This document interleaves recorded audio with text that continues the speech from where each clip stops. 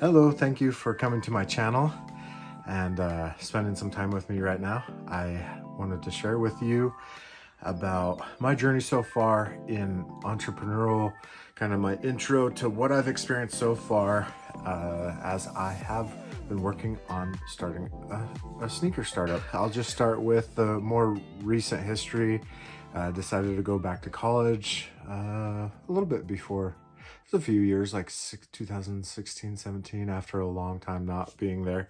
Got in with some art classes to get used to having assignments, and did a painting and a drawing class, a carving class, and just kind of enjoyed my way back into things.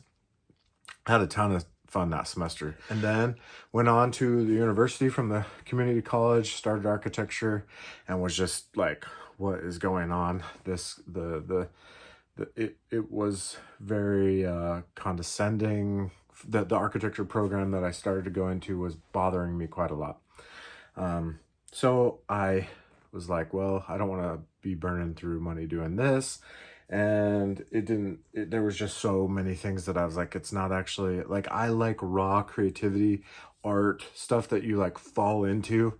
And it's very formal, of course, very competitive. I don't mind the competitive part.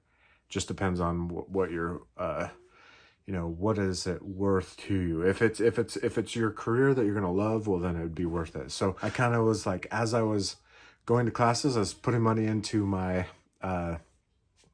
school loans, into buying shoes, and this is some of the aftermath. That was the start back then.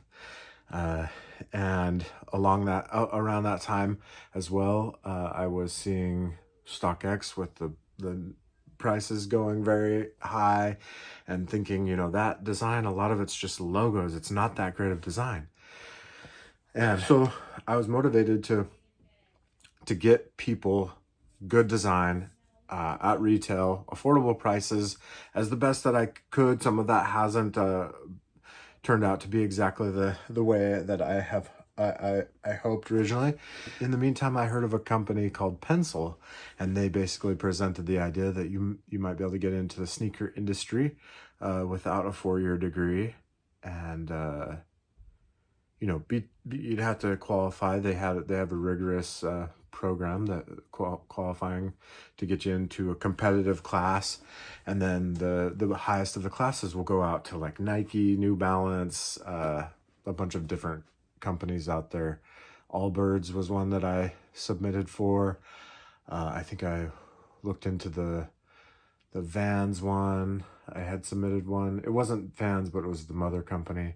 I submitted most recently for Wolverine, and Saucony was one. So anyways, there's they work with some big brands, and just that idea that sometimes they'll choose Pencil's graduates over some 4-year degree people. Now it looks like they're getting a lot of 4-year degree people anyways into the program, but just that idea of maybe I could start my own thing, or not jump through the traditional hoops. I'm kind of a rebel. I don't want to be put through a factory and popped out on the other end just like everybody else.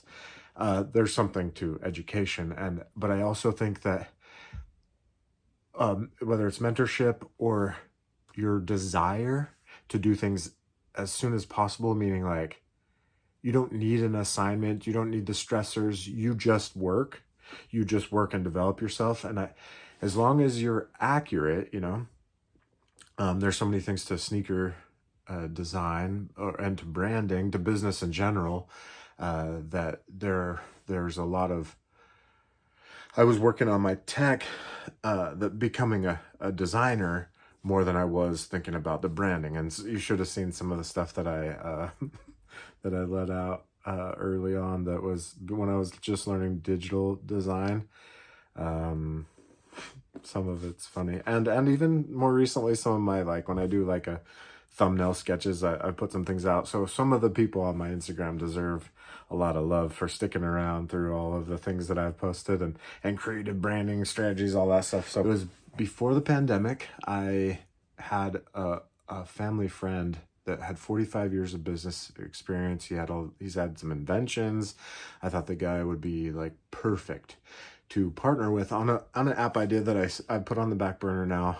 Not in the shoe niche, but a social app that it's dreamy.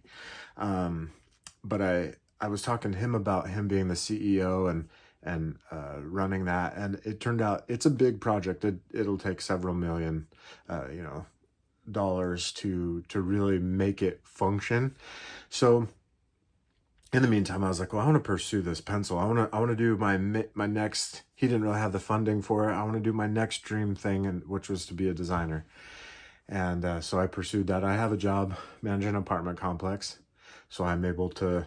It's not quite. It has most of the time. It hasn't been quite full time, and so yeah, I decided to go get into the design stuff with him. Had him as a business partner for about a year. I thought he was going to do the funding. We were looking at some grants possibly for some of the ideas we had, some medical stuff. Turns out we didn't pursue the medical thing, and then it just all kind of fell apart. He had been paying me for the last 3-4 months, maybe it was 6 months, I'm not sure. I have to go back and check, but paying me to be a business partner, and we were having weekly calls, and this was sweat equity, and I'm just waiting for him to pull the trigger on our first prototype. Like, let's get something going. Well, ends up he's like, oh, I want to go do a church mission, and just was like, I don't need the money, and I'll let my secretary, I'll keep my portion of the business, and I'll let my secretary from another country help you. And I was like, what? So I walked from that, and I did the very next, it would have been month or maybe 2 weeks, I established my LLC finally after it not being done for a year, and then funded my first prototype. So I'm like, let's go, let's get this going. I started the business when I was 38. I was born in 83, and I found a wild story to go with this. Felt like the stars aligned. That Phil Knight that same year was turning 83, and he was born in 38. So that's Phil Knight. If you don't know, Shoe Dog, he's this founder of Nike. So I was like, new generation, past the buck, man. Like I'm ready for, I don't know, just some kind of like, this must be destiny, watched Back to the Future too many times or something. But anyways, I have a passion for design, for fashion. Kind of started when I was in high school and just didn't have enough money to pay for everything. And I'm like, well, I can just design it now. And if I've got complaints or an opinion, well, put your money where your mouth is. If you can come up with an opinion, you can also show that if you can out-design something. If you think you're out-designing, put it out and ask the people and see what happens. So I started that proto, and they told me the whole process, 3 iterations, it'd be to me in 8 weeks. So lesson number 1, well, the first one was maybe don't partner with anybody. I think independent stuff. I mean, the idea was the funding and his business experience, because I've never ran a merchandise business or anything like that. So, I mean, there was reason, but the funding fell through. I guess you can't know this stuff. This is all you learn things in hindsight, and they are what they are. But as it stands right now, I've felt like I learned a lesson to not rely on somebody. For a whole year, almost every week we spoke, and he just walked away like it wasn't anything. So that was disappointing, but those things happen. So then the 8-week thing. Now, if anybody tells you that your shoe's going to get manufactured in 8 weeks, be leery, because at 16 weeks, I got the first iteration of my Street Gem High. Things were backwards, some bad material, okay color, but wasn't what I asked for. Some chintzy, it was just preliminary. They're just getting an eye. I did my changes to it, sent them within a few weeks anyways. In the meantime, doing all the designs, buying up shoes, building the Instagram channel, and excited for a launch around every corner. Oh, it's going to show up. They're sending it. They got this, they got the manufacturer, somebody, Easter. I'm supposed to get it before my Easter. This was like a year later. Before Easter, the dad of the factory owner died. Like these bizarre things kept happening. I'm like, okay, what is going on? But it was like I just kept hounding them, trying. And then right before the 2-year mark, this one shows up. This was the correct color. A little bit, some things that didn't. This was a little darker than I thought. Fun one. I've tried several different laces, colors on the lacing, lots of photos, and started marketing it. And this first one showed up on my birthday. So it was like birthing it, tons of support, tons of people congratulating me. This time when the shoe showed up, I really focused on my photography and put out some decent stuff, getting 400 or 500 likes, and go to launch. And I'm asking 235, and I got 2 sales.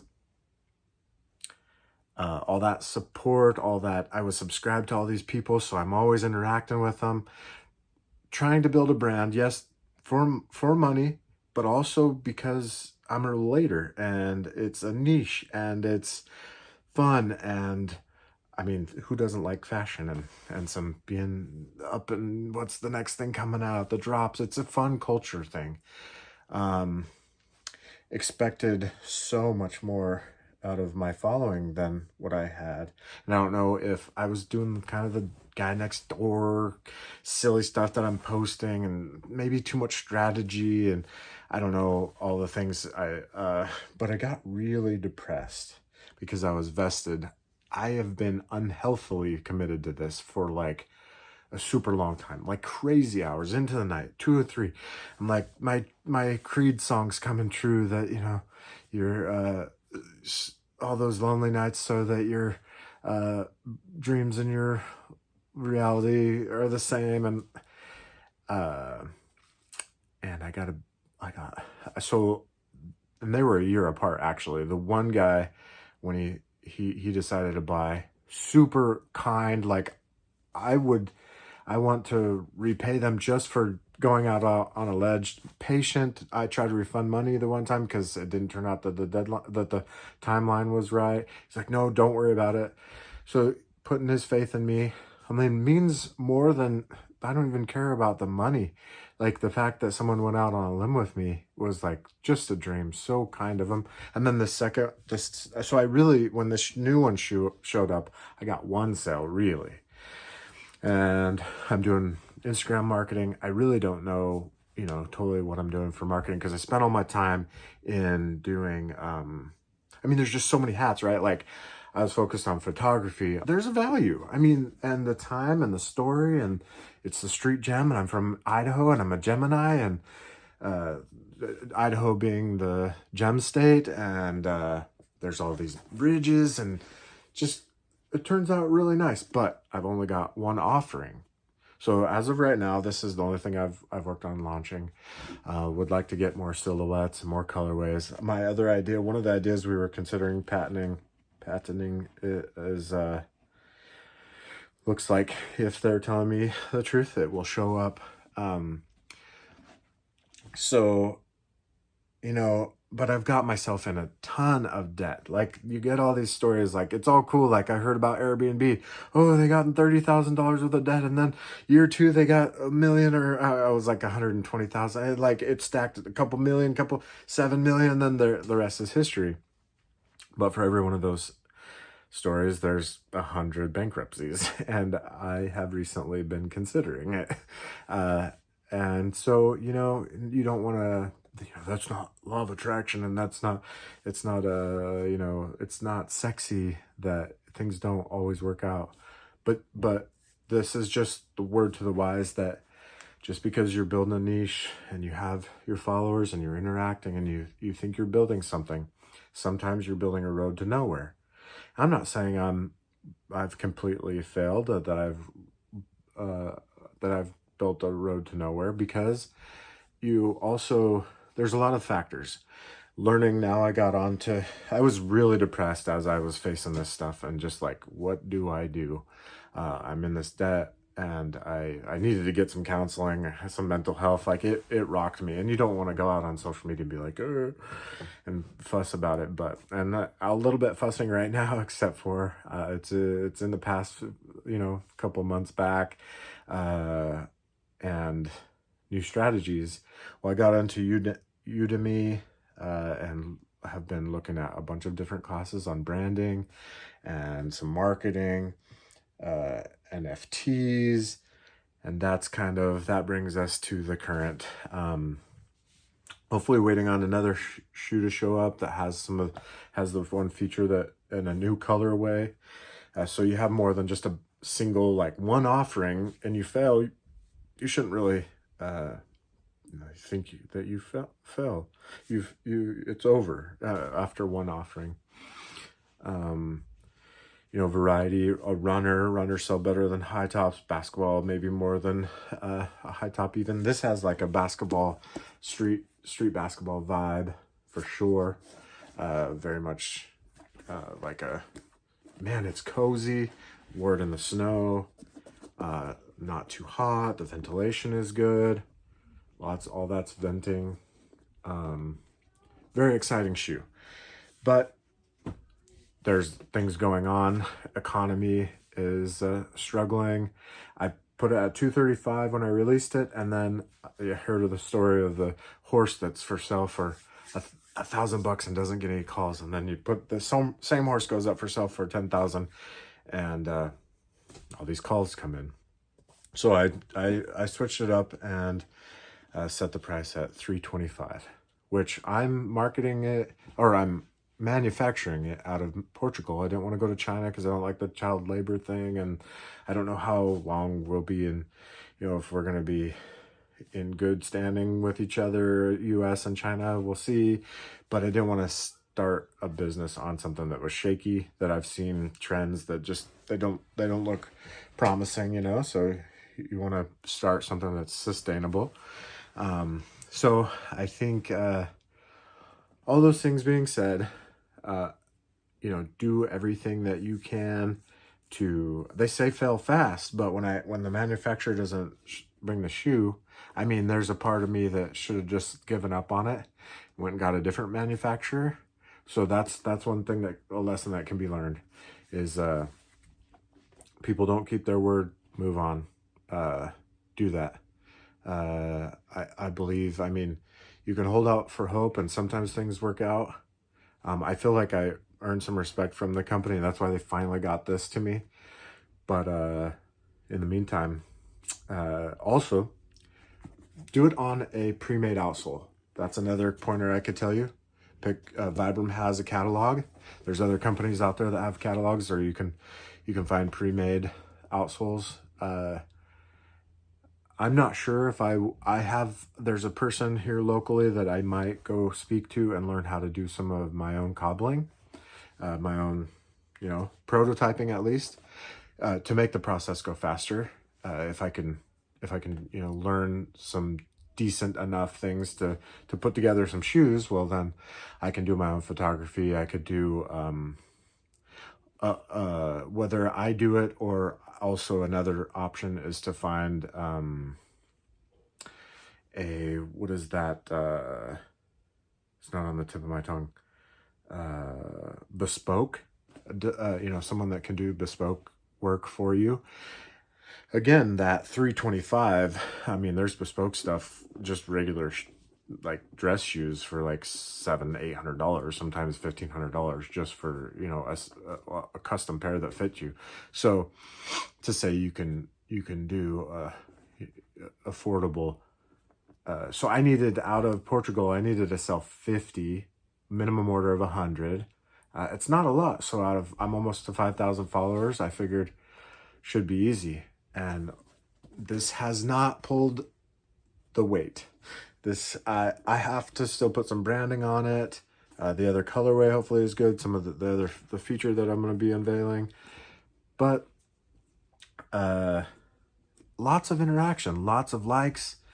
They don't translate into dollar bills all the time. So that's another thing to learn. Just because you're having success, you're feeling like you're influencing, there's so much that goes to transferring from being and also Instagram or these social media. It's hard because they don't tell a full story of, just because someone interacts with you doesn't mean that they're going to buy from you. And a lot of people are advertisement avoidant, as I've tried to switch my Instagram over to being more of a brand rather than just some dude. People don't, because I'm not famous and they don't recognize the brand, my follow rates are a lot lower. So there's these things that as you're trying to break in, just because I believe I've got tons of designs. I've got so much. That's why I'm thinking about the NFT angle, is because, I mean, I didn't want to go there because I was worried that, if the value fell out, in my personal development, I realized something. The book Worthy pointed some things out, that there's a difference between your self-value and self-confidence. Self-confidence is externals, the money, the sales, the economy. Those things are you can't always control your confidence, because there are things out of your control that affect your confidence. But you can self-value. I wasn't really taught in growing up very well how to have as much high self-esteem just for me. It was performance based, whether that was the religious grades, whatever background. And I've gotten a bunch of that out and realized, like, you can value yourself just as you are. And because of who you are, existentially, you can value yourself. It doesn't mean, your performance can also help you, but you don't need to learn to perform to be valued. And that's what I didn't understand that before. And so, with this success, this really, success or failure, this really rocked me. And I've had to put some pause and have some counseling, but anyways, this personal development, I've really been feeling grateful. I'm trying to remember, there was kind of a direction I was going with the feeling like I was building a road to nowhere, kind of like because it was about the NFT thing. That's where I was. So the NFT idea is, if the value of an NFT that I sold, the bottom fell out, I would feel like I wasn't valuable, and there was no explanation, there was no excuse, and that was on me for whatever reason. And like, NFTs do what they do. The cryptocurrency is very volatile. There's been some dips. There may be some comebacks. All of the things. I think a week ago, I checked Bitcoin and it was at like 68 or 7. There was a couple weeks before that, it was at 70. So who knows, all the factors, and those don't have anything. There could be the slightest things that aren't your fault. So just saying, when you, whatever you're doing, if it's NFTs, if it's just starting businesses, it's okay to fail. That's an external thing. You can fail. You can go bankrupt if you have to. Like, I don't have any late payments yet, but I still have to work on my strategy and my marketing and learn more branding, and not overly struggle, because you don't want to be like, I'm struggling. But it's like, for someone that's never done this and never worn all the hats, it's okay. So some encouragement, but also just learn from my experience, that it's been about 3 years where I've spent hours and hours and hours and hours working on becoming the technician that can design, that can do digital rendering. I'm to a point now where I finally feel confident, but I'm only on Sketchbook Pro. I haven't even, it's very complex to learn Photoshop, and maybe not as much Photoshop as Adobe Illustrator, but there's a lot of challenges in the learning. That's just such a complex program.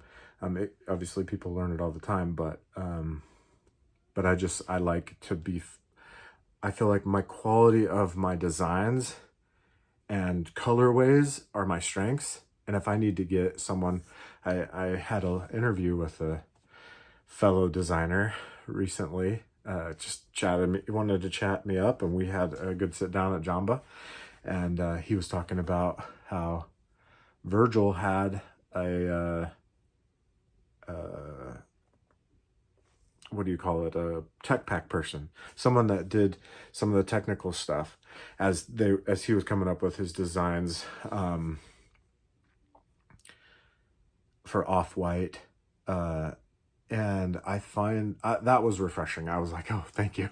Like, I can be a real designer, and, you know, I may not be getting a job somewhere, but, you know, that's the battle, is providing the value for the right price point, not washing away your profit margin.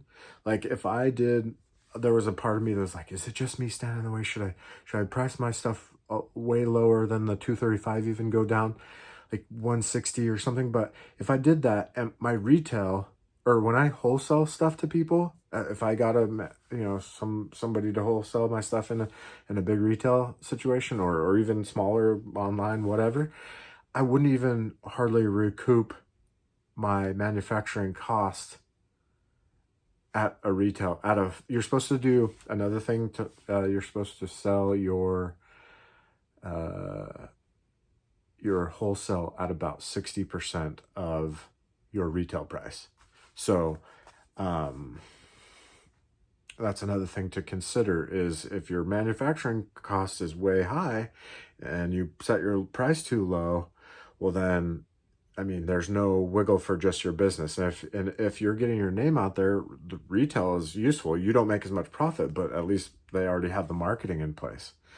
So, and I've gotten some emails from several different companies to pursue that angle, but I'm just trying to get my price point. I'm trying to get my offering, my branding, my presentation, notched up enough that it's professional. But it's a hard place to be, because I'm in the creative, like, now you can be creative in your communication. That's also true. And pointed, like usefully creative, not just like making up crazy stuff. Like you want to put your best foot forward, and try ideas. So there's some balancing here, is try another idea and try not to act like you're struggling too much. But also taking a break. I've had to take a couple of breaks from Instagram, and I watched a video today about long form. Super inspired me to do this video. I'll put that video in the description, because he explained the Instagram issues all just beautifully, about how it's such a challenge to do short form constantly, and that's what I've done a lot. So hope this video was useful, and it's just the first. I hope there's more. I hope I don't have to go bankrupt. Trying to sell 50 of these bad boys. Maybe the new colorway will help. The other feature, get some more silhouettes. Maybe learn to get some bespoke people on retainer, and just get more offerings, because I don't think that it's fair to say that a brand in its infancy fails from one offering. You know, everybody wants a high top, and this one's pretty busy, a busy design, you know? I mean, that's my style. I like dynamic things. So hope this was helpful, and thanks for spending some time with me. Have a good rest of your day.